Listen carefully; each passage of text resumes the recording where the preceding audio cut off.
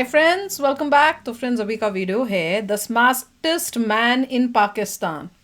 समझ लो, smartest man. तो video शुरू करते हैं। वीडियो शुरू करने से पहले अगर आप चैनल पर नए हो और आपने अभी तक सब्सक्राइब नहीं किया है तो जल्दी से पहले सब्सक्राइब के बटन और बेल आइकन को क्लिक कर लो ताकि आपको हमारे सारे न्यू वीडियोस के नोटिफिकेशन मिल जाए जैसे हम अपलोड करें। अगर आपको वीडियो पसंद आता है प्लीज लाइक एंड शेयर। चलिए शुरू करते हैं। मैं अक्सर आप लोगों के लिए पाकिस्तान से ढूंढ ढूंढ के खोज के पता नहीं कहाँ कोने में घुसे हुए रहते हैं, ऐसे जाहिलों को ढूंढ ढूंढ के आपकी सेवा में हाजिर करता रहता हूँ। लेकिन इस खोजबीन के अंदर कभी कभी मैं खुद भी आश्चर्य में पड़ जाता हूँ कि पाकिस्तान के अंदर कि कोयले की खान में हीरा कैसे है। हमने आज तक जितने भी पाकिस्तानी देखे मोस्टली जाहिल ही देखे। मैं ऐसा नहीं कहता कि पाकिस्तान में सारे ही जाहिल होते हैं, कुछ परसेंट है वहाँ पे बुद्धिजीवी है, बुद्धिजीवी टाइप के लोग है, लेकिन वो दिखते बहुत कम है, नजर नहीं आते।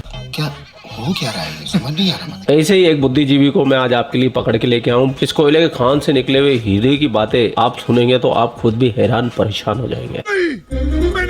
आपको यकीन ही नहीं होगा कि ये बंदा पाकिस्तानी है या पाकिस्तानी ऐसे भी हो सकते हैं। ऐसे चमत्कार पाकिस्तान में कभी कभार ही होते हैं जिसके साक्षी बनेंगे आज आप और मैं। लेकिन इसके लिए हमें जाना पड़ेगा पाकिस्तान, और पाकिस्तान जाने से पहले जानते हैं कि ये भाई साहब ये पत्रकार महाशय का मुद्दा क्या था, क्योंकि इसके बिना तो फिर मजा नहीं आएगा ना आपको। तो गाइस, आज एक और बहुत बड़ी न्यूज के साथ मैं आपके सामने हाजिर हूँ। गाइस, अभी रिसेंटली इंडिया ने अपनी बुलेरो जोन सी गाड़ी है, महिंद्रा की गाड़ी को बहुत सारी कंट्रीज के अंदर एक्सपोर्ट करने का मुआहदा साइन कर लिया। सबसे पहले नंबर पर इसके सामने हाजिर है रशिया और मिडिल ईस्ट को अपनी गाड़ी एक्सपोर्ट कर रहा है। पाकिस्तानी पब्लिक के पास जाऊंगा, उनसे पूछूंगा कि पाकिस्तान की अभी आपने कौन सी गाड़ी ऐसी है कि जो कि बाहर एक्सपोर्ट की हो या मैन्युफैक्चर की हो पाकिस्तानी नाम से, मेड इन पाकिस्तान के नाम से कौन सी गाड़ी है मैन्युफैक्चर की हो। मैं नहीं बताऊंगा।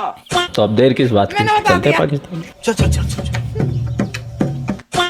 करते क्या? मैं इंजीनियरिंग का स्टूडेंट हूँ पंजाब के। चलो वेरी नाइस यार। बेसिकली मेरा आज का आपसे बात करने का पर्पस है कि इंडिया अपनी मोबाइल इंडस्ट्री को लेके इतना ज्यादा आगे चला गया है। मैं आपको क्या बताऊं कि अदर कंट्रीज को भी एक्सपोर्ट कर रहा है। Italy, Saudi Arabia, middle east सबको करता है। इंडिया की टाटा कंपनी और महिंद्रा कंपनी अदर कंट्रीज में एक्सपोर्ट करती है। क्या वजूहत है कि वो इतने ज्यादा आगे निकल गए हैं इन चीजों को लेकर? अभी तक पाकिस्तान की कोई गाड़ी मैन्युफैक्चर अपनी कंपनी नहीं। मैं थोड़ा सा आपको बैकग्राउंड बताऊंगा, चूंकि मेरी इस पे थोड़ी, मैं कश्मीर से हूँ, आजाद कश्मीर से, तो उसके ऊपर मेरी रिसर्च भी है। मैं पहले 1 साल मैंने पॉलिटिकल साइंस में भी लगाया है, तो उसमें ये है कि 1990s में ना पाकिस्तान और इंडिया के जो रिजर्व से बिल्कुल सेम थे।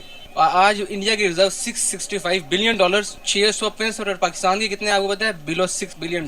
पाकिस्तान का तो पहले इंडिया से कंपैरिजन है ही नहीं। आपका क्वेश्चन मैं आपको माजरे के साथ आपको करेक्ट करूंगा कि पाकिस्तान का इंडिया के साथ, इवन के बांग्लादेश के साथ भी कंपैरिजन नहीं है। बांग्लादेश की ग्रोथ रेट कोरोना में 8% रही है, पाकिस्तान की 6%। इमरान खान के कुछ पीटीआई दौर के अच्छे काम इन्होंने आप लेके गए, लेकिन अब वापस 2% पे भी नहीं है। पहले तो इंडिया से हमारा इंडिया में जो भी कंपनी आती है ना, उसको पहले वो कहते हैं कि आप हमारे नाम से यहाँ पे मैन्युफैक्चर करेंगे और हमारी लेबर और रॉ मटेरियल को यूज करेंगे। अभी आपको पता है कि जितनी भी चाइनीज कंपनी है, शाओमी है, मी है मोबाइल की कंपनी, रियलमी है, ओप्पो है, वीवो है, जब वो इंडिया में आती हैं, ये जो रियलमी का 6 मेरे पास फोन है, मैंने 35,000 रुपए का यहाँ से लिया है, वो इंडिया में 9,000 रुपए का। मैं रिव्यूज देखता हूँ। अब मैन्युफैक्चरिंग यहाँ पे स्टार्ट हुई थी कुछ पीटीआई दौर में, लेकिन अब वो भी दोबारा बंद हो गया। इंडिया की आपने बात की दोबारा, ये जो है कार कंपनी है, रिसेंटली टेस्ला जो है इलेक्ट्रिक कार्स की कंपनी, उन्होंने कहा कि इंडिया में हम प्लांट लगाएंगे। उन्होंने कहा कि इंडिया में हम कार अपनी सेल करेंगे। उन्होंने कहा पहले आप यहाँ पे प्लांट लगाएं, यहाँ पे मैन्युफैक्चर करें, यहाँ पे हमारी एम्प्लॉयमेंट दें, और फिर यहाँ पे, यानी कि वो कंट्री को फर्स्ट प्रायोरिटी होती है उनकी कंट्री।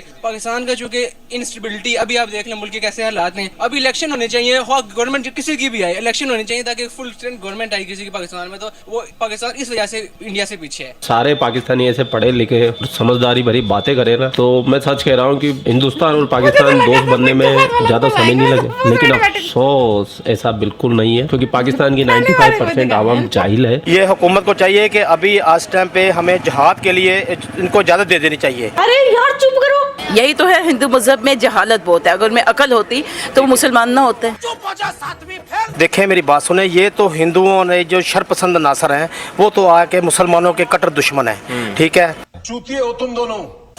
बात करूं उनके महिंद्रा की, उनकी जो स्पार्को है यार, गाड़ी की जो कंपनियां, यकीन करो कि इतने को हैवी वो अदर कंट्रीज डिमांड करती है कि भाई आपकी जो सी गाड़ी है, टाटा की गाड़ियां इटली के अंदर, महिंद्रा की गाड़ियां इटली के अंदर, यूएई के अंदर पुलिस और आर्मी की गाड़ियों के तौर पर इस्तेमाल होती है। क्या समझते हो आपके उन्होंने कितने ज्यादा स्टेबल कर लिया अपने इंडस्ट्री को, अपनी गाड़ी मैंने मोबाइल इंडस्ट्री। आप बताओ पाकिस्तान के जरा कंपेरिजन हो सकता है? गाड़ियां जो हम बाहर की गाड़ियां मंगवा के यहाँ पर मैन्युफैक्चर भी नहीं होती, असेंबल करते हैं, उसके डबल कॉस्ट पड़ जाती है। हमारा तो कंपेरिजन में पहले आपको कह चुका हूँ नहीं है इंडिया के साथ। इंडिया जो है एक टेक जायंट है, टेक्नोलॉजी जायंट है। वो चाइना को अपना कंपेटिटर समझता है, जो कि चाइना 2030 में सुपर पावर है इस वक्त, तो टेक्नोलॉजिकली दुनिया अमेरिका से भी आ गया। मैं फोर्ब्स की रिपोर्ट पढ़ रहा था, मूडीज की, बल्कि एक आर्टिकल था 2050 तक ना जो इंडिया है वो दुनिया की तीसरी बड़ी इकोनॉमी होगी। उसने यूके को सरपास किया, 5th largest economy in the world. तो आप किधर है, इंडिया के एक्सपोर्ट्स, उनके टेक्सटाइल पूरी दुनिया में जानी मानी जाती है, उनका नाम चलता है। अब राइस पाकिस्तान के इंडिया के नाम से बिकते हैं, पूरी दुनिया में एक्सपोर्ट होते हैं, नाम है ना। तो इस तरह के बाकी चीजों चावल पाकिस्तान के इंडिया के अगर नाम मैं से बेच बताऊं रहे हैं आपको लोग। तो ये जो से हमारी मिडिल ईस्ट कंट्रीज है, ये तो कहती है कि भाई इंडिया अगर कहता है कि मैं चावल नहीं दे रहा अपने, तो वो पाँव पकड़ने पे आ जाती है। भाई आपके राइस हमें बहुत जरूरत है, आप दो। देखिए ना, इस किस्म की नीड्स पैदा की हुई है। अगर नीड्स पैदा करने के बाद आप किसी कंट्री से कोई डिमांड करते हो तो आपकी वो डिमांड भी पूरी होती है। अगर लेवल करें पाकिस्तान और इंडिया का, पहले 99 में हमारे इक्वली होते थे, अभी आप देखते हो तो आसमान जमीन का फर्क हो गया। उन्होंने क्या चीज अपनाई जो कि हमें अपनानी चाहिए थी, और जो उन्होंने अपना कर डेवलप हो गई। ये 2000 में ना जब टेक्नोलॉजी का एक शिफ्ट आ रहा था, पैराडाइम शिफ्ट यूरोप अमेरिका से एशिया की तरफ, तो पाकिस्तान में बहुत सी कंपनीज आई, जिसमें आपकी ये माइक्रोसॉफ्ट, ये सारी कंपनीज आई। तो यहाँ पे असल में एक कानून साजी इस तरह किया कि इतना काम मतलब कि इतना एक डिफिकल्ट प्रोसेस है कि वो कंपनीज ईज देखती हैं, उनको ईज नहीं मिलती, प्रॉफिट के लिए वो आती हैं। अब इंडिया में वो उन्होंने पाकिस्तान इंडिया में दोनों में अपना प्लांट लगाना चाहा। इंडिया में क्या था, पाकिस्तान में क्या था कि यहाँ पे माशाल्लाह था, मुशर्रफ साहब की गवर्नमेंट थी, और उन्होंने ये किया कि उन्होंने उनको आने नहीं दिया यहाँ पे। उन्होंने कहा कि ठीक है, हम सामान उठाते हैं, अपना साथ वाले कंट्री में जाते हैं, वो हमें टैक्स फ्री भी दे रहे हैं और लेबर भी उनकी सस्ती है। वहाँ पे उन्होंने प्लांट लगाए और 20 साल बाद समरात हैं। आज देखें टेक्नोलॉजी में किधर है इंडिया। एग्जैक्टली 5G लॉन्च हो गया, उसके बाद इकोनॉमिकल लिहाज से दुनिया की 5th लार्जेस्ट इकोनॉमी बन गया इंडिया। मैं आप एक फैक्ट बताता हूँ, मैं आजाद कश्मीर में रहता हूँ, डिस्ट्रिक्ट बॉर्डर लाइन एलओसी पे जाते हैं ना, जैज, जोंग और वारिद के सिग्नल नहीं आ रहे होते, एयरटेल 4G के सिग्नल हमें आ रहे होते हैं इंडियन ऑक्युपाइड कश्मीर से, बॉर्डर एरिया पे। भाई जब इंडिया के बारे में इतना जानता है, इतनी इंफॉर्मेशन है, इतना नॉलेज है, और इतने अच्छे तरीके से आप अपनी अभिव्यक्ति कर रहे हो, तो फिर ये गलती कैसे कर दी मेरे भाई? इंडिया ऑक्युपाइड कश्मीर 1947 से पहले तो पाकिस्तान भी इंडिया का था, तो कश्मीर पाकिस्तान का कैसे हो गया और इंडिया ने कैसे ऑक्युपाइड कर लिया? हमला जिन्ना ने किया था, ना कि नेहरू ने किया था। सही बात है। तो मेरे भाई यहाँ पर मैं आपको 10 नंबर जरूर काटूंगा। क्या बात है यार, आप कश्मीर से हो तो आप ज्यादा ब्रीफ कर पाओगे। अगर मैं बात करूं इंडिया के जो कश्मीर है, वहां पर नरेंद्र मोदी ने जो 370 का आर्टिकल हटाने के बाद और बहुत ज्यादा डेवलपमेंट कर दी, इलेक्ट्रिक बसेस दे दी, रोड बना लिए, कारपेटेड रोड, उसके बाद स्कूलिंग निजाम अच्छा कर लिया, दुनिया का ऊंचा सिनेमा बना दिया, रेलवे निजाम बना दिया, माल ऑफ कश्मीर बना दिया। तो हमारे कश्मीर के लिए हमारे गवर्नमेंट ने क्या किया, थोड़ा सा वाजे करते आप खुद कश्मीर से। एक एडिशनल मैं चीज ऐड करना चाहूँ, दुनिया का सबसे ऊंचा जो रेलवे ट्रैक है ना, वो इंडिया में बना है, बारामूला डिस्ट्रिक्ट में, इंडियन ऑक्युपाइड कश्मीर में। चड्ढा समझाओ इसे, समझाओ। अरे मेरे भाई, कब्जा तुमने किया है, बार बार समझाऊं क्या एक ही बात? नहीं।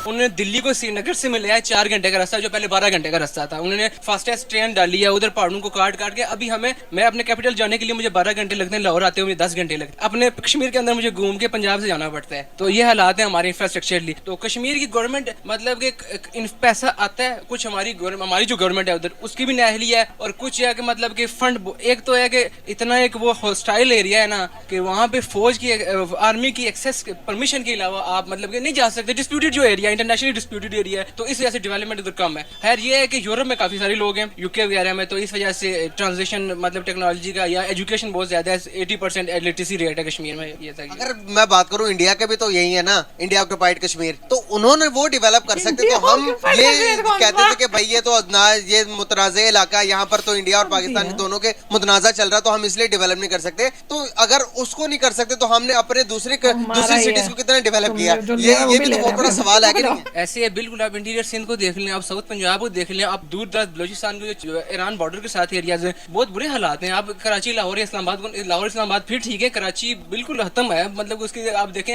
एक बारिश होती है तो पूरा कराची डूब जाता है। इंफ्रास्ट्रक्चर पर नरेंद्र मोदी ने अपने कंट्री के लिए इतना काम किया कि दुनिया सारी वाह तारीफें कर रही है आज के टाइम के अंदर। क्या समझते हो कि चले दुश्मन से कुछ नहीं तो ये तो सीख लें कि भाई तरक्की किस तरह से करनी है, जरूरी है कि नहीं है? बिल्कुल बहुत जरूरी है हमारे लिए। देखिए हमारे दीन में भी यही है कि अगर इल्म आपको काफिर से मिलते हैं, उससे भी आप ले लें। तो सबक आपने किसी से भी सीखना है तो आप ले लें उनसे। आप गोरों में से तो लेते हैं, वो भी मुसलमान तो नहीं है ना, क्रिश्चियन वगैरह से, उनसे भी तो लेते हैं आप। बिल्कुल सही कह रहे हैं आप, इन्फॉर्मेशन अच्छी दी आपने। हद ही है यार, कई चीजें सुन के तो लग रहा था मुझे, पता है मैं वैसे रेडी थी ये सोच के कि कोई रोस्ट करने वाला है, कुछ ना कुछ गड़बड़ प्रॉब्लम्स है। देखिए इंडियन ऑक्युपाइड कश्मीर आ रहा है, दुश्मन बोल रहे हैं, अजीब सी बातें करते हैं, काफिर कर रहे हैं।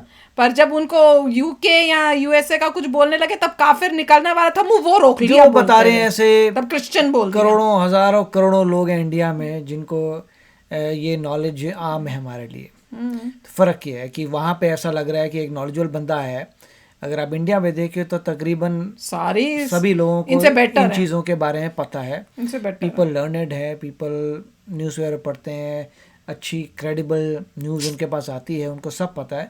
तो मेरे ख्याल से ठीक है, बात इनको बिल्कुल सही की है कि ये अजीब सा केस था और मुझे पता नहीं कि ये मतलब पूरा प्रिपेयर करके आए थे कि ऑन द स्पॉट मिले थे। क्योंकि देखिए अगर आप जगह तो वही रैंडमली जा रहे हैं कहीं पर, जैसे ये लोग कहते हैं मार्केट, तो आप एक पिछले हमने एक वीडियो उसमें मार्केट करा था वो, तो बेसिकली अगर आप मार्केट में जाते हैं और आप रैंडमली लोगों से पूछते हैं वहाँ आपको कोई ऐसा नॉलेजेबल बंदा मिल जाए, then I will say yes. But अगर आप एक जगह बैठे हैं, वो वहाँ पे लोग आ रहे हैं, या आप मतलब हमने देखा नहीं कि एग्जैक्टली किस तरीके से इन्होंने इन भाई साहब को अप्रोच किया था। अगर तो ये खड़े हैं और वहाँ पे लोग बारी बारी आ रहे हैं, then that's a separate topic. क्योंकि हमने कई लेडीज़ भी देखी तो वो एक ही जगह खड़ी रहती हैं, एक से पूछती हैं, फिर दिखाती हैं, वहीं पर दूसरा बंदा बोल रहा है, तीसरा बंदा बोल रहा है, तो वो वहाँ से नहीं जा रहे हैं, उनका वही ऑपरेट वो उसी लोकेशन पे हैं, लोग चेंज हो रहे हैं। तो दैट इज़ नॉट राइट कि ये कैसे पॉसिबल है कि लोग चेंज हो रहे हैं और आप वहीं पर बैठी हैं। तो क्योंकि अगर वो लोगों से पूछने जा रही हैं तो लोग तो जा रहे हैं मार्केट में, तो मार्केट में कभी इससे पूछेंगे कभी उससे पूछेंगे, देन तो ये बात है। तो देख मुझे पता नहीं कि ये मतलब रिहर्स था या नहीं था, बट जो कह रहे थे उसमें लास्ट में कोई प्रॉब्लम आ गई थी उनको, जिसमें उनको एग्जैक्टली पता नहीं है फैक्ट्स के बारे में। क्योंकि अगर उनको इतना पता है इसका मतलब वो पाकिस्तान के मीडिया के बाहर देख रहे हैं, तो उनको ये भी पता होना चाहिए एग्जैक्टली पाकिस्तान ऑक्युपाइड कश्मीर। अब हो सकता है उनको पता हो मगर बोल नहीं सकते अपनी कंट्री में, हु नोस, क्या पता। मैं तो सोची थी एक मिला, फिर एंड में जाके मैंने कहा ना जी ये भी वही कैटेगरी है भैया। तो चलो चलते, मिलेंगे नेक्स्ट वीडियो में बहुत ही जल्द। Till then take care and bye bye. तो अगर आप मेरे इस चैनल पे नए हो तो जल्दी से सब्सक्राइब के बटन को हिट करो और बेल आइकन को क्लिक करो, ताकि आपको मेरा जब नया वीडियो मैं लगाऊं आपको उसके बारे में जल्दी से पता चल जाए।